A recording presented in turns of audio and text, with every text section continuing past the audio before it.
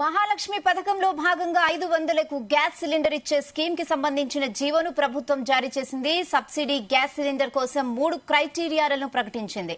Subsidy cylinder కోసం ప్రజా పాలనలో అప్లై చేసిన వారి లిస్ట్ ఆధారంగా 39.5 లక్షల లబ్దిదారులను గుర్తించారు. తెల్ల రేషన్ కార్డును ప్రామాణికంగా పెట్టిన ప్రభుత్వం 3 ఏళ్ల వినియోగాన్ని పరిగణలోకి తీసుకుని యావరేజ్ ఆధారంగా సంవత్సరానికి సిలిండర్లు కేటాయించనున్నారు. మొత్తం డబ్బు చెల్లించి సిలిండర్ తీసుకున్న తర్వాత వినియోగదారుల ఖాతాలోకి తిరిగి సబ్సిడీ అమౌంట్ ను ఆయిల్ మార్కెటింగ్ కంపెనీస్ ట్రాన్స్ఫర్ చేయనున్నారు.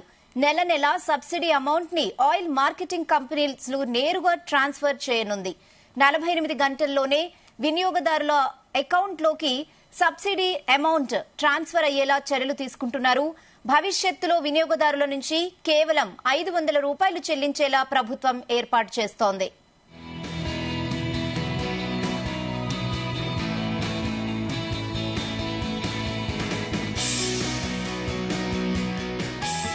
మహాలక్ష్మి పథకంలో భాగంగా 500కు గ్యాస్ సిలిండర్ ఇచ్చే స్కీమ్ కి సంబంధించిన జీవోను ప్రభుత్వం జారీ చేసింది. సబ్సిడీ గ్యాస్ సిలిండర్ కోసం 3 క్రైటీరియాలను ఇప్పటికే ప్రకటించింది. సబ్సిడీ సిలిండర్ కోసం ప్రజాపాలనలో అప్లై చేసిన వారి లిస్ట్ ఆధారంగా 39.5 లక్షల లబ్దిదారులను గుర్తించారు. తెల్ల రేషన్ కార్డును ప్రామాణికంగా పెట్టిన ప్రభుత్వం 3 ఏళ్ల వినియోగాన్ని పరిగణలోకి తీసుకుని యావరేజ్ ఆధారంగా సంవత్సరానికి సిలిండర్లు కేటాయించనున్నారు. మొత్తం డబ్బు చెల్లించి సిలిండర్ తీసుకున్న తర్వాత వినియోగదారుల ఖాతాలోకి తిరిగి సబ్సిడీ అమౌంట్ ను ఆయిల్ మార్కెటింగ్ కంపెనీస్ ట్రాన్స్ఫర్ చేయనున్నాయి. నెల నెల సబ్సిడీ అమౌంట్ ని ఆయిల్ మార్కెటింగ్ కంపెనీస్ కు నేరుగా ట్రాన్స్ఫర్ చేయనుంది. 48 గంటల్లోనే వినియోగదారుల అకౌంట్ లోకి సబ్సిడీ అమౌంట్ ట్రాన్స్ఫర్ అయ్యేలా చర్యలు తీసుకుంటున్నారు. భవిష్యత్తులో వినియోగదారుల నుంచి కేవలం 500 చెల్లించేలా ప్రభుత్వం ఏర్పాట్లు చేస్తోంది. ఇక ఇదే విషయంపై మరిన్ని అప్డేట్స్ మా ప్రతినిధి శ్రీచరణ్ అందిస్తారు. శ్రీచరణ్, మహాలక్ష్మి పథకంలో భాగంగా ఈ రోజు ప్రభుత్వం ఒక జీవో జారీ చేసింది.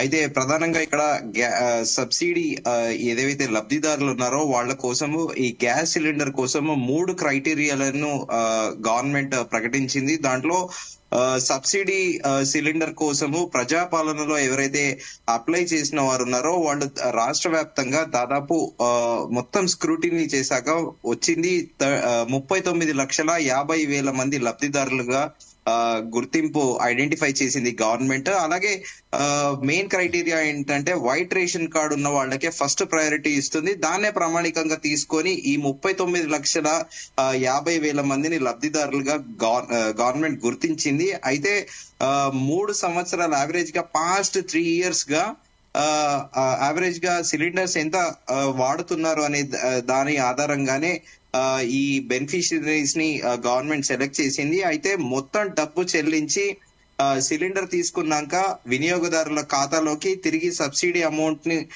ట్రాన్స్ఫర్ చేయాలని కూడా గవర్నమెంట్ ఒక ప్రపోజల్ కి వచ్చింది. అయితే ఆయిల్ మార్కెటింగ్ కంపెనీస్ కూడా దీంతో గవర్నమెంట్ తోని అగ్రీ అయ్యాయి. నెల నెల సబ్సిడీ అమౌంట్ ను ఆయిల్ మార్కెటింగ్ కంపెనీస్ కి నేరుగా ట్రాన్స్ఫర్ గవర్నమెంట్ చేస్తుంది. అయితే భవిష్యత్తులో వినియోగదారుల నుంచి కేవలం 500 రూపీస్ మాత్రమే చెల్లించేలా ప్రభుత్వం కూడా గవర్నమెంట్ ఏర్పాటు చేయనుంది. అయితే విత్ ఇన్ 48 hours లోనే కన్స్యూమర్స్ ఎవరైతే ఉన్నారో వాళ్ళ అకౌంట్ లోకి డైరెక్ట్ గా సబ్సిడీ అనేది ట్రాన్స్ఫర్ అవుతుంది అని కూడా గవర్నమెంట్ ఈ జీవోలో ప్రకటించింది, ప్రధానంగా ప్రస్తావించింది. అయితే ఇప్పటికీ లబ్ధిదారులని ఇప్పటి వరకు అయితే 39,50,000 మందినే గవర్నమెంట్ గుర్తించింది. ఇంకా ప్రజాపాలనలో చాలా మంది కూడా అప్లై చేసుకున్నారు. దాంట్లో కొంతమందికి వైట్ రేషన్ కార్డ్ లేదు, కానీ వాళ్ళు బిలో పావర్టీ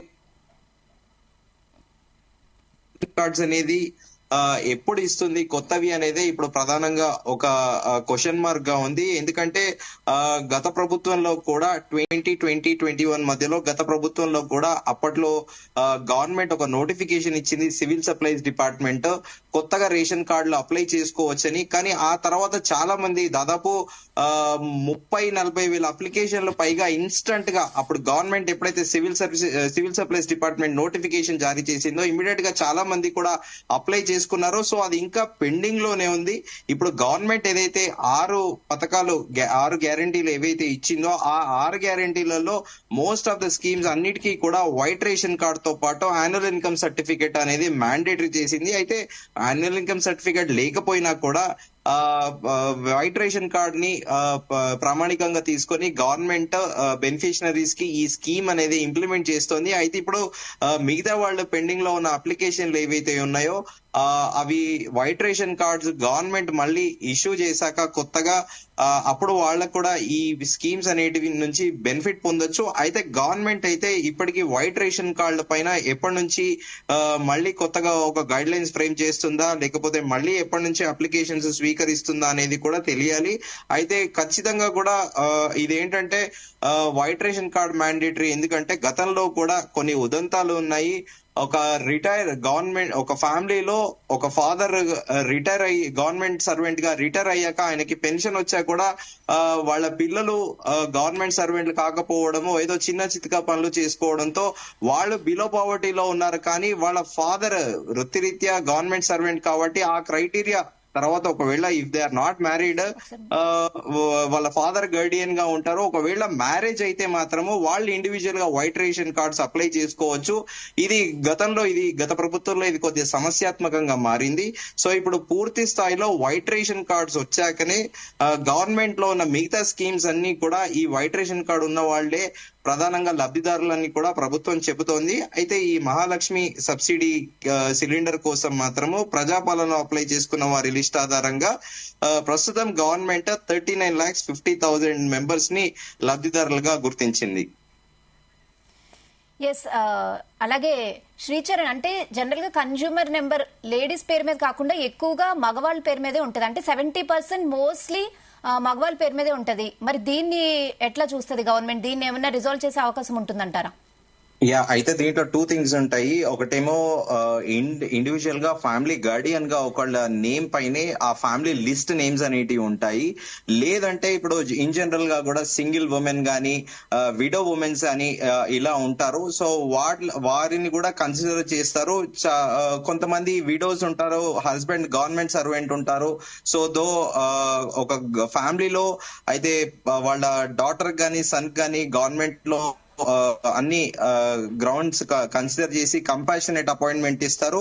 సో ఈ కన్సర్న్ ఎవరైతే విడో ఉన్నారో వాళ్ళకి హాఫ్ పెన్షన్ గవర్నమెంట్ కూడా ఇస్తుంది. సో ఇది ఎవరైతే విడో అంటే హస్బెండ్ ఎవరైతే బిలో పావర్టీలో ఉంటారో గవర్నమెంట్ సర్వెంట్ కాదో వాళ్ళని కూడా కన్సిడర్ చేసి వాళ్ళకి ఇస్తారు. కొంతమందికి ఓన్ బిజినెస్ కూడా ఉంటాయి. సో ఓవరాల్ గా అయితే ఒక ఫ్యామిలీలో గార్డియన్ పేరిట ఎవరైతే ఈ వైట్ రేషన్ కార్డు ఉంటుందో ఆ ఫ్యామిలీ మెంబర్స్ డీటెయిల్స్ అన్ని కూడా ఉంటాయి. అది ఇండివిజువల్ గా ఫ్యామిలీ పైన డిపెండ్ అయి ఉంటుంది. అది ఓకే. అలాగే ఇప్పుడు మీరు చెప్పిన ప్రొసీజర్ అంతా అవుతుంది అని ప్రభుత్వం ఏమైనా గ్యారంటీ ఇస్తుందా? మళ్ళీ దీన్ని స్క్రూటినీ చేయడానికి ఎంత టైం పట్టొచ్చు? అప్పటి వరకు చాలా మంది లాస్ అయ్యే అవకాశం ఉంటుంది కదా? ప్రస్తుతం గవర్నమెంట్ ఇన్స్టంట్ గానైతే గవర్నమెంట్ ఫామ్ అయ్యి ఆల్మోస్ట్ 80 days పైన అవుతుంది. ఈ 80 days లో షార్ట్ టైమ్ లో గవర్నమెంట్ చాలా వరకు స్క్రూటినీ చేసిందని చెప్పాలి.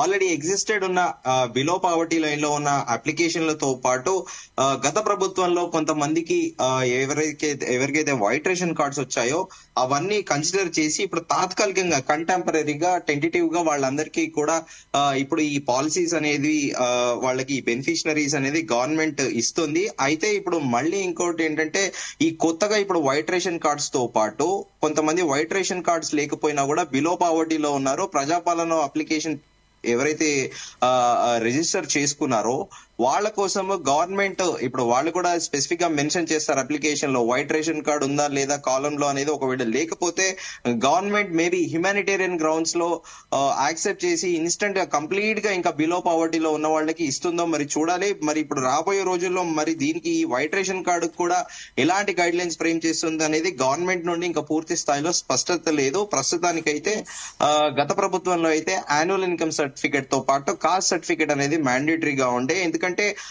అన్ని కాస్ట్లకి ఒక్కొక్క స్కీమ్ గత ప్రభుత్వంలో ఉండే బీసీ బంధు అని దళిత బంధు అని ఇలా డిఫరెంట్ గా, అలాగే బీసీ సంక్షేమానికి లోన్స్ కూడా ఇచ్చేది, విదేశీ విద్యాయానం అని చెప్పేసి కూడా గత ప్రభుత్వంలో కాస్ట్ బేస్డ్ గా లోన్స్ తో పాటు ఈ ఎడ్యుకేషనల్ ఇన్స్టిట్యూట్స్ కి కూడా ఆ కన్సర్న్ స్టూడెంట్స్ ఉన్నారో వాళ్ళకి గత ప్రభుత్వంలో ఈ నిధులు అనేటివి మంజూరయ్యేవి. ఇప్పుడు ఈ ప్రభుత్వం శ్రీచరణ్ అంటే ఈ గవర్నమెంట్ తెల్ల రేషన్ కార్డ్ మస్ట్ అంటున్నారు, కానీ గత 6 సంవత్సరాలుగా అసలు రేషన్ కార్డ్స్ ఇష్యూ అవ్వని వాళ్ళు చాలా మంది ఉన్నారు, వెయిట్ చేస్తున్నారు. సో వాళ్ళ పరిస్థితి ఏంటి? అదే మనం ముందుగా చర్చించుకున్నట్టు 2021 లో డ్యూరింగ్ కరోనా సెకండ్ వేవ్ లో గవర్నమెంట్ అప్పుడు ఇన్స్టెంట్ గా సివిల్ సప్లైస్ డిపార్ట్మెంట్ ఒక నోటిఫికేషన్ జారీ చేసింది. అయితే అప్పట్లో చాలా మంది అప్లై చేసుకున్నారు, కానీ మనం చాలా తక్కువ సంఖ్య అని చెప్పుకున్నాము, కేవలం 40,000 అని. మోర్ దెన్ 40,000 మెంబర్స్ అది అప్లై చేసుకున్నారు. కాకపోతే దాని మీద అఫీషియల్ గా ఇప్పటి వరకు సివిల్ సప్లైస్ డిపార్ట్మెంట్ మాత్రం అధికారికంగా ఒక ప్రకటన చేయలేదు. ఇంకా ఎంతమంది వెయిటింగ్ లిస్ట్ లో ఉన్నారు, వైట్ రేషన్ కార్డ్ ఎవరెవరైతే అప్లై చేశారో వాళ్ళందరూ కూడా ఇంకా ఇప్పటి వరకు అయితే లిస్ట్ అనేది అఫీషియల్ గా డిక్లేర్ చేయలేదు. కానీ చాలా మంది లక్షల సంఖ్యలోనే ఉంటుంది అని కూడా సచివాలయ వర్గాలు పేర్కొంటున్నాయి. సో ఆ వైట్ రేషన్ కార్డ్స్ వచ్చాక గవర్నమెంట్ స్కీమ్స్ అనేటివి పబ్లిక్ ఇంకా మోర్ రీచ్ అవుతుంది. కానీ ఆ వైట్ రేషన్ కార్డ్ కి ఈ కొత్త గవర్నమెంట్ ఎలాంటి గైడ్ లైన్స్ ఫ్రేమ్ చేస్తుంది అనేది ఇంకా స్పష్టమైన ఒక క్లారిటీ అయితే ఇప్పటి వరకు అయితే గవర్నమెంట్ నుంచి ఎలాంటి లేదు. Okay Sricharan, thanks for the updates.